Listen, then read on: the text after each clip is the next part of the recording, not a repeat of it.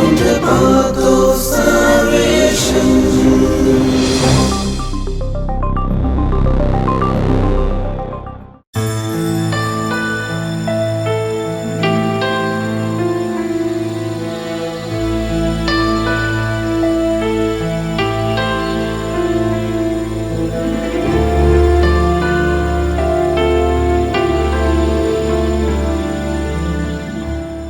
Praise to Lord Jesus Christ. Let's begin our today's session with a small prayer. I request all of you to join your hands and be in a prayerful mood. Abba Father, we give you thanks for this beautiful day that you gave us. Thank you for bringing all of us together for this session. Bless each and every one of us. Keep us safe in your mighty palm. We bring to you, O Lord, our parents, teachers, and each of our friends who are attending this session. Send your Holy Spirit upon us so that we understand whatever we are going to learn today.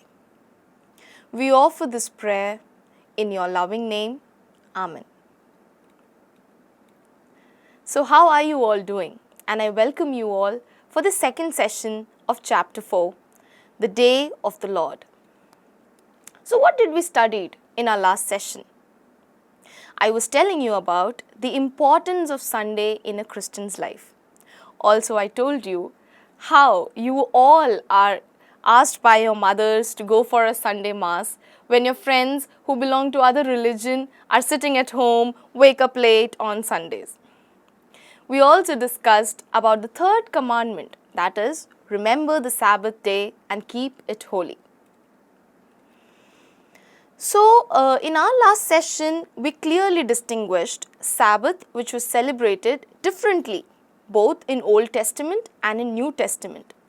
In Old Testament, the people in the Old Testament, for them, Sabbath was simply putting an end or a complete rest from everything that they do for the entire week.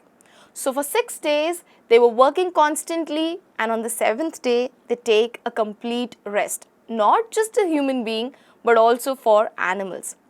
Slowly and steadily, this turned out into a very rigid rule where they very religiously followed that they are not supposed to do any task on Sunday.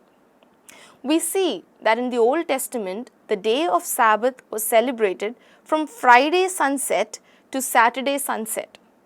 So from where did this concept of Sunday came into existence? We see that the Sabbath turned out to be the day on Sunday in the New Testament. In the New Testament, Jesus cleared and gave a new concept to Sabbath. According to him, Sabbath was not just about rest, but it was also about performing certain acts of mercy, if possible. It's not that Sabbath is a day for rest, not just means that we don't have to do anything good in our society. We are totally free to do good in the society for the entire 7 days.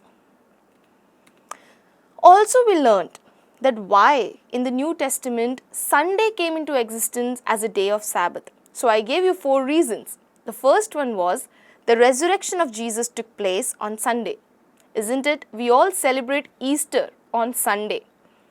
Second reason was Jesus appeared to his disciples and others mostly on Sunday.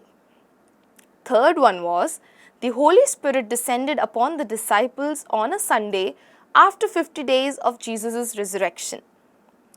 And the fourth reason was the institution of the church took place on the day of Pentecost, which was on a Sunday. So we the Christians in the New Testament celebrate Sabbath on Sundays.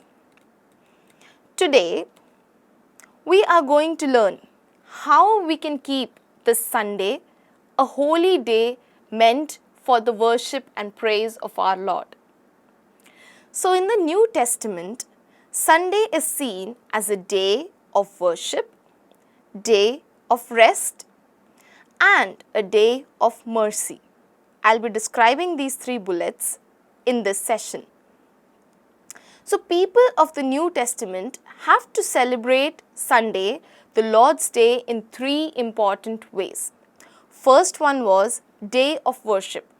So we all go to church, offer Holy Mass on Sunday. That is how we celebrate Sunday as a day of worship by dedicating our life to the Lord on the seventh day, by offering Holy Mass, offering praise and worship to Lord. Day of rest. We cherish our family bonds. You all are studying, you go to school, you take your classes, you're busy with your homework, everything happens in the entire 6 days of the week. Your parents go for work on the seventh day. The church advises the entire family to come together, cherish the family and social relationships. Day of mercy.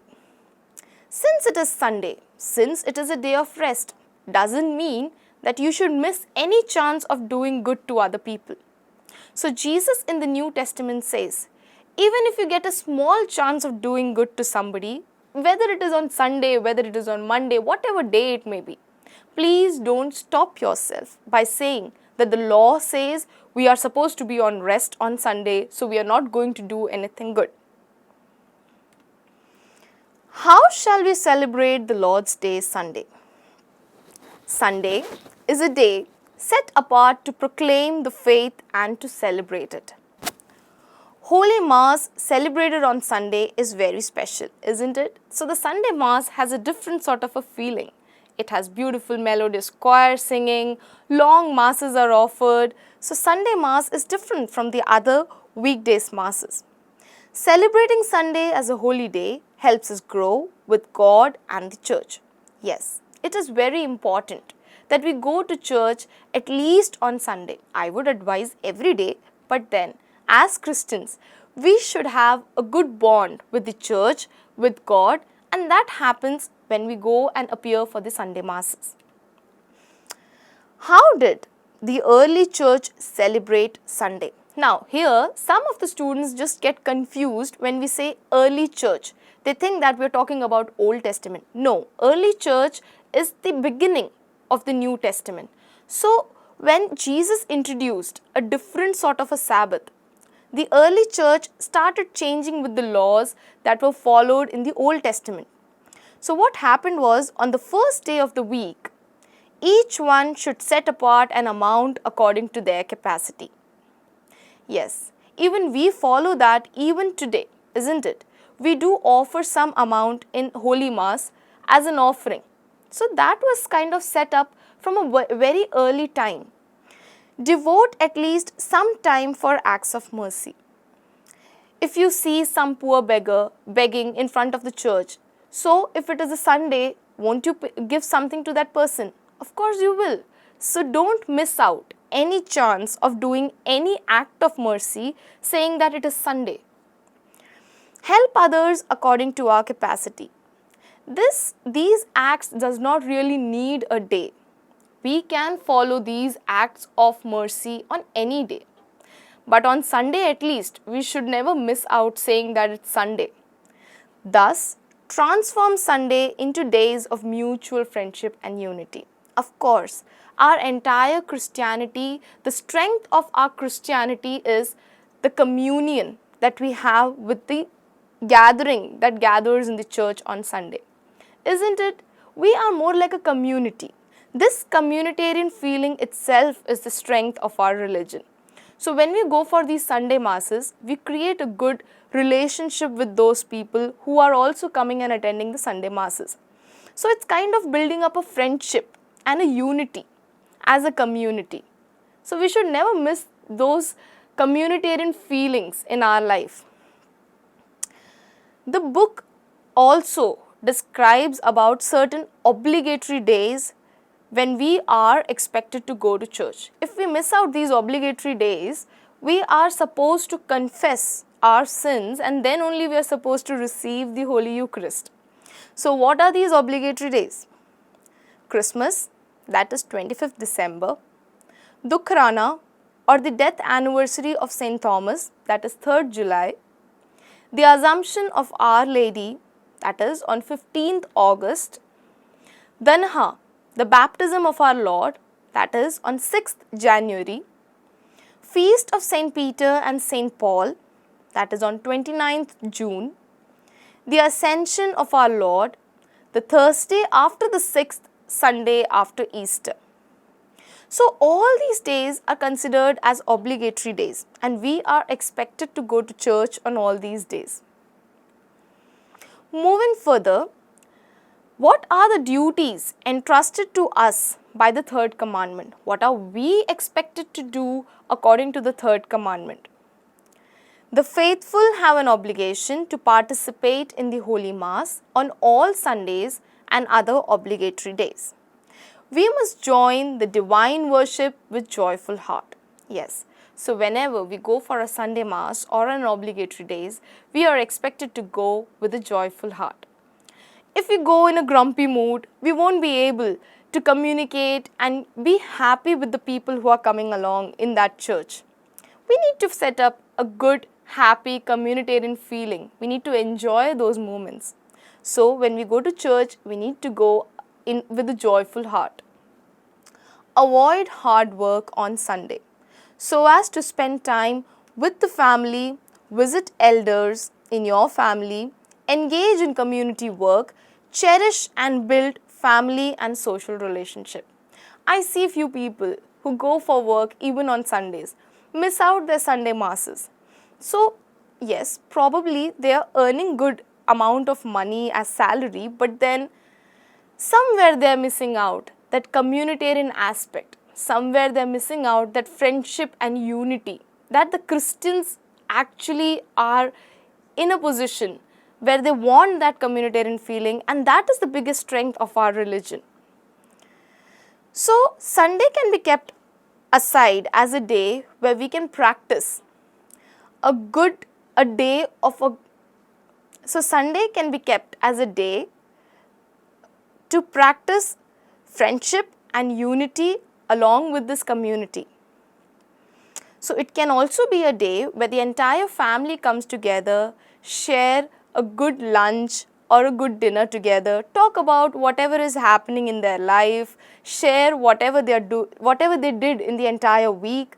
So in that way, you're setting a good example to your kids also. Also, the kids are also communicating with their parents whatever is happening in their life. So everything turns out to be transparent. A good relationship, a good family bond is formed there. Engage in good deeds and reach out to the suffering ones. Yes. So in this point, I would never say that it is only meant for Sunday, but at least on Sunday, we can engage in some charity work, maybe go out somewhere and give some essential products to few people who are really in need of it. So in that way, as parents, we set a good example to our children, and when children see all this, they also learn the acts of mercy. They also learn the virtue of helping others. So what all did we learn today? We learned about how we can keep Sunday, the Sabbath day, holy for our Lord. So in the New Testament, the Sunday is divided into three parts. I mean, we are supposed to practice three main aspects on Sunday. So Sunday can be kept as a day of worship, day of rest, and day of mercy. This is much more elaborated by saying that how we can keep Sunday as day of worship. By attending Sunday Holy Mass, day of rest by cherishing the family bonds and the bond we have with the society, day of mercy by giving something, day of mercy by helping other people. Also, we learned the early church celebrated Sunday as a day where they gave praise and worship to the Lord. They devoted some time for the acts of mercy. They helped others according to the need and transformed Sunday as a day for mutual friendship and unity. We also learned about obligatory days, the days when we are supposed to go to church, and it is obligatory. As a Christian, we are supposed to keep those days as obligatory days. We also learned that how, as a Christian, we are expected to be a part of the Sunday Mass on all Sundays. how we are supposed to avoid certain hard work on Sunday and keep the day for the family, for the society, for the community. We are also expected to engage in good deeds and reach out to the suffering ones. So today's word of God says, "This is the day made memorable by Yahweh. What immense joy for us." Psalms 118 verse 24. Also, I have a small activity for all of you. You need to make a list of acts of mercy that we can do on Sundays. It can be anything, giving a small arm to somebody. So, you need to make a list of acts of mercy. What can be the resolution? On all Sundays, you are expected to participate in a very holy way for the Sunday Masses and do receive the Holy Eucharist, because when it's Holy Mass, we need to pay special respect and reverence to Holy Eucharist. So prepare yourself for that. On that note, I would like to wind up today's session. We'll see you in the next session. Thank you.